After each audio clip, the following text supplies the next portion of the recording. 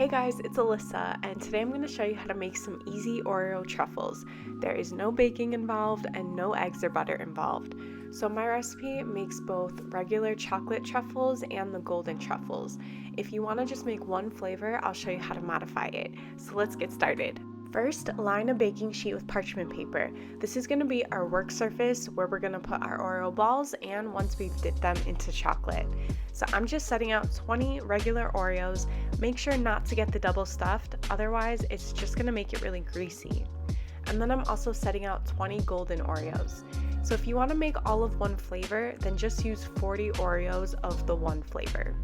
Then I'm also going to cut my cream cheese in half, and I'm using a regular 8-ounce brick of full-fat cream cheese. I'm going to start with the regular chocolate Oreos.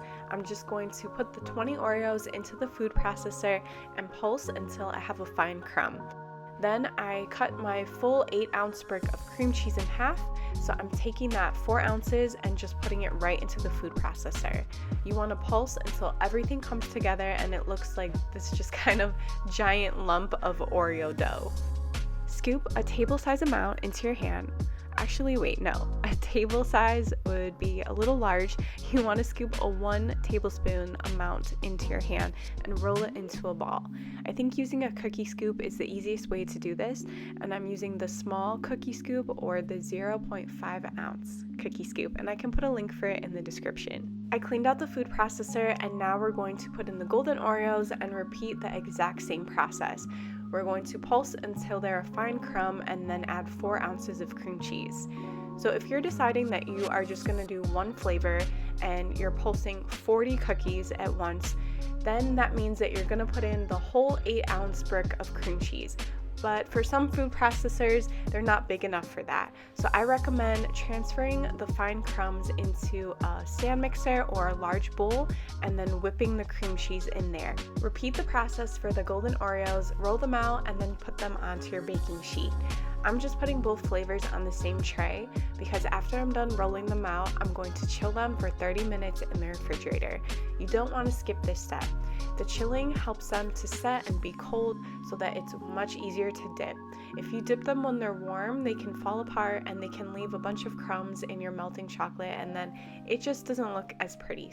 While the Oreo balls chill in the refrigerator, I'm going to clean the dishes, clear off the table, and set up the chocolate dipping station.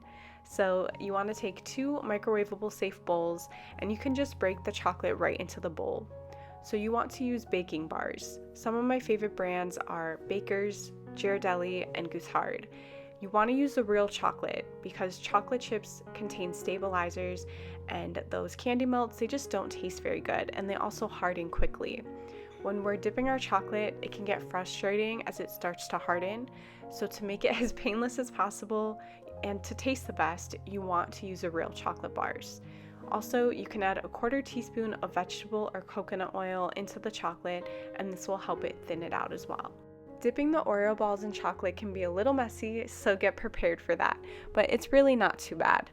The best thing to use is a fork so that the excess chocolate can just kind of drip off. If you use a spoon, then the chocolate will get all stuck into the spoon, so having the fork is the best. There are also tools out there to dip candy as well, but I think using a fork is good enough. So you just want to throw the ball into the chocolate, swirl around with the fork to cover it, shake off the excess, and then put it onto the baking tray so that it can set. If you have any toppings like sprinkles or cookie crumbs, you want to sprinkle them on now before that chocolate will harden. You can use the leftover chocolate to drizzle them over some of the truffles. So I like to use a piping bag so that I can get more precise lines, but you can also just use a spoon. These can stay in an airtight container in the refrigerator for up to 10 days. They're very fudgy and decadent and delicious, and I hope that you guys enjoyed this recipe. I'll post a link down below in the description box for where you can find my full recipe. Thanks guys for watching, and happy baking!